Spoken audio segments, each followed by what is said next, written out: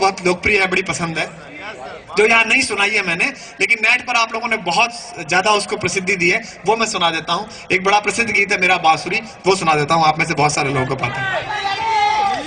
अरे पगले लड़के शांत रहे, वो पिछली बार सुनाई थी, वो नेट से सुन लेना, कोई दिक्कत नहीं है। वहां कोई ढंग का भी काम किया ना, नेट पर बैठकर थोड़ी देर कुछ अच्छा काम किया कर। यूट्यूब में हम भी लोड है बेटा, तो बाकी चीजों की लोड लेता रहता है।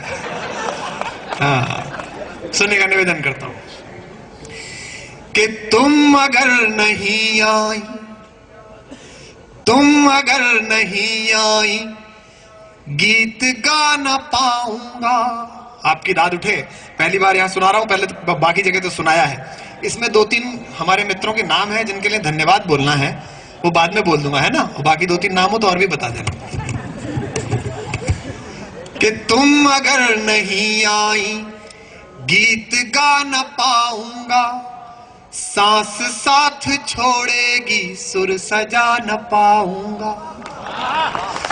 तो तान भावना की है, तान भावना की है, शब्द शब्द दर्पण है।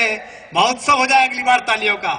तान भावना की है, शब्द शब्द दर्पण है। बांसुरी चली आओ, बांसुरी चली आओ, होठ का निमंत्रण है। कि तुम अगर नहीं आई, गीत गा न पाऊंगा, सांस साथ छोड़ेगी, सुर सजा न पाऊंगा। तान भावना की है, शब्द शब्द दर्पण है। बांसुरी चली आओ, बांसुरी चली आओ, होठ का निमंत्रण है, होठ का निमंत्रण है। बंद पढ़ता हूं, सुनेगा। कि तुम बिना हथेली की हर लकीर प्यासी है, तुम बिना हथेली की हर लकीर प्यासी है।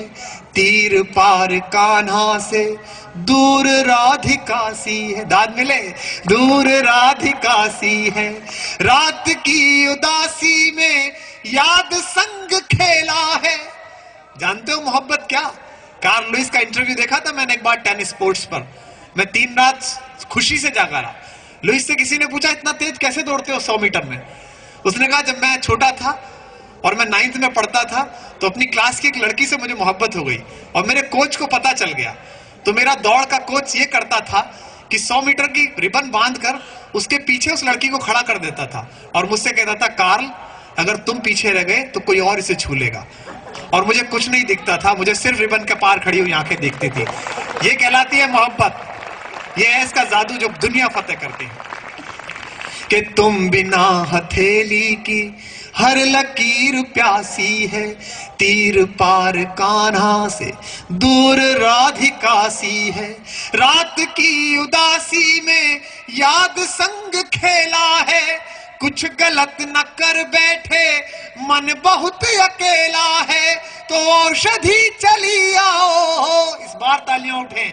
औषधि चली आओ, औषधि चली आओ, चोट का निमंत्रण है। बांसुरी चली आओ, होठ का निमंत्रण है। औषधि चली आओ, चोट का निमंत्रण है। कि तुम अलग हुई मुझसे सांस की खताओं से। लड़कियों को शुभकामनाएं, बहुत प्रगति कर रही हैं आजकल। इंजीनियर बन रही हैं, डॉक्टर बन रही हैं, प्रोफेसर बन रही हैं, साइंटिस्ट बन रही हैं। हो सकता है कुछ दिन बाद बुद्धिमान भी हो जाएं।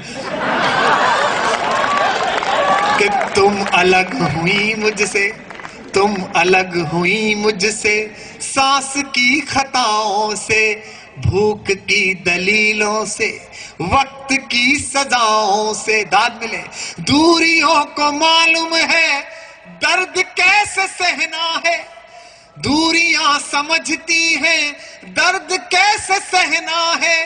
आंख लाख चाहे पर होठ से न कहना है।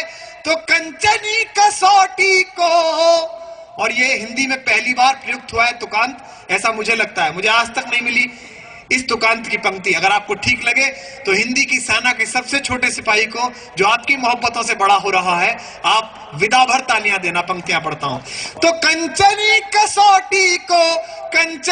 कसौटी को खोट का निमंत्रण है, बांसुरी चली आओ होठ का निमंत्रण है, औषधि चली आओ। बहुत बहुत धन्यवाद, बहुत बहुत आभार आप सबका।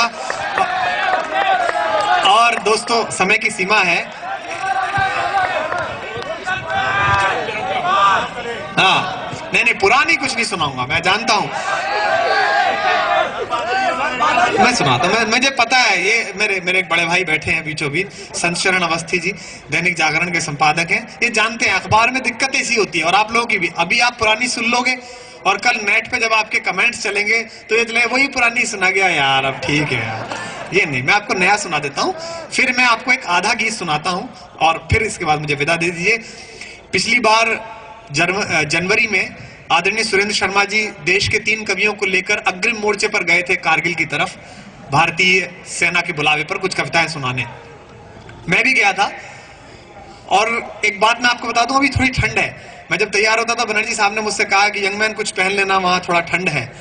तो इनके यहाँ थोड़ी नहीं होती, थोड़ा होता है ठंड, बंगाल में थोड़ा होता है। तो